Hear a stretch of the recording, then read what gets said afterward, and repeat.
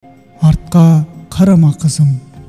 Қазақтың сайын даласында кең көсілген құм мен көкжиек соғысқан жерде Зере есімді қыз өмір сүрді. Зере әкесінің еркесі, анасының мейірімімен өскен қылықты қыз еді. Бала күнінен оның болмысында өзгеше бір нәзіктік, бірақ сонымен бірге қайсарлықта болатын. Ауылдастары оны ерекше көретін. Көшеде өткен сайын үлкендер батасын беретін. Әумин, жарық жұлдыздай бол, қызым дейтін. Уақыт шіркін бір орнында тұрмайды ғой. Күндердің күнінде көрші ауылдан Жанболат есімді жігіт Зеренің сұлулығы мен ақылына тәнті болып, елшілігін жіберді. Салт бойынша құда түсті, сырға салынды. Ел ішінде үлкен тойдың қамы басталды. Ұзату күні де келіп жетті. Ауыл адамдары ақ отау тігіп, ағаш үстіне дастархан жайып, үлкен той жасады.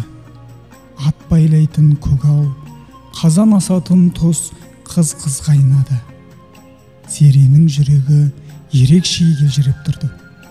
Бала күнгі әр сүрлеу, әр ағаш, әр тас бәрі де ыстық еді. Қыз баланың өз үйінен ұзап кетуі үлкен сын. Бірақ қазақ қызы әрдайым әке шешенің аманатын арқалап сабыр сақтауы керек. Әкесі Қайдар бата берді. Қызым, бүгін сен біздің орнымыздан өз отбасыңа барасың. Артыңа қарама.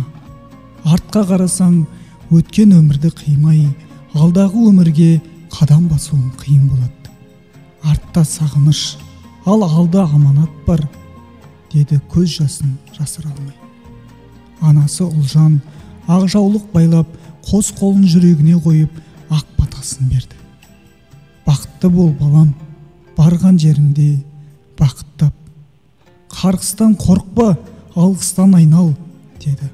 Қыз ұзатылды, ақ орамал желбіреді.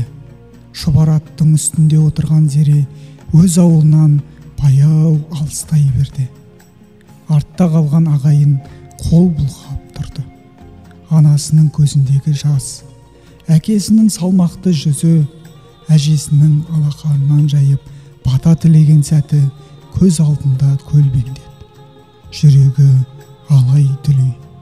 Бір қарасам қайтеді деп ойлады. Бірақ әрі ойы атасының айтқан сөзін есіне түсірді. Артқа қараған қыз жолын бөгейді. Артқа қараған қыз артына қайғы қалдырады. Әр аттың дүбірімен ол туған жерінен алыстай берді. Әр дүбір балалықпен қоштасу секілді болды. Жол ұзақ еді. Күн еңкейіп, қызарып батқан сайын Зеренің көңілі де қараңғылана берді. Бір кезде алдынан биік жон, үлкен өзен шықты. Бұл өзен екі ауылдың шекарасы еді. Оны аттап өткен соң Зере қайтып әке үйіне оралмайтын еді. Өзенге жеткенде жүрегі шымырлап кетті.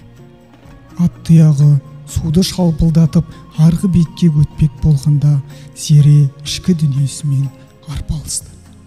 Артта қалған өмірім, ата-анам, балалық шағым, бәрі осы өзеннің ар жағында қалады екен ғой, деп күбірледі.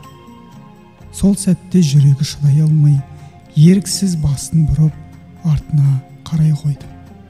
Ауыл көрінбеді. Тек алыста бұлдыраған түтін, туған жердің иісі. Сол кезде көзіне ыстық жас келді. Бірақ қайтадан өзін жинап алды. Бір сәттік әлсіздік еді. Енді ол алға ғана қарау керек екенін жан тәнімен түсінді. Арғы бетке өткен соң Зере өзгеше күй кешті. Артында қалған ауылды жүрегіне мықтап түйіп алды. Ал алдында жаңа өмір тұрды. Ол енді тек өзін емес, бүтін бір әулеттің абыройын арқалайтын келін еді.